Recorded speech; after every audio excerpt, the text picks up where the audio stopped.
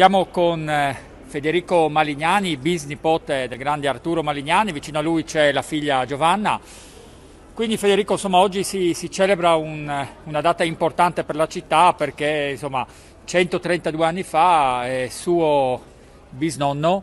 portò l'elettricità a Udine. Sì, più che l'elettricità portò l'illuminazione, quarta città al mondo, terza d'Europa, ma l'unica ad essere totalmente illuminata, non solo qualche via, qualche piazza come poteva essere a Milano, che fu la terza città del mondo, o a Londra o a New York. Udine fu tutta illuminata e con una luce molto più bianca, frutto del brevetto dell'invenzione, del vuoto chimico industriale. Approfitto anche delle nuove generazioni per chiedere a lei un po' come le hanno raccontato la figura di Arturo Malignani.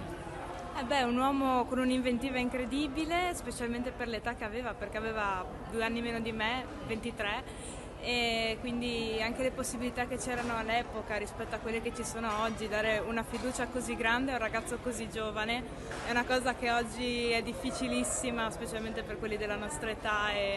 perché non siamo mai abbastanza preparati, non siamo mai abbastanza avanti, e quindi secondo me è un esempio anche proprio di ispirazione per poter dire ma magari anch'io potrei, quindi si spererebbe anche con questi anni, anche dopo questa situazione, che le cose non tornino a essere complicate come prima, ecco, quindi...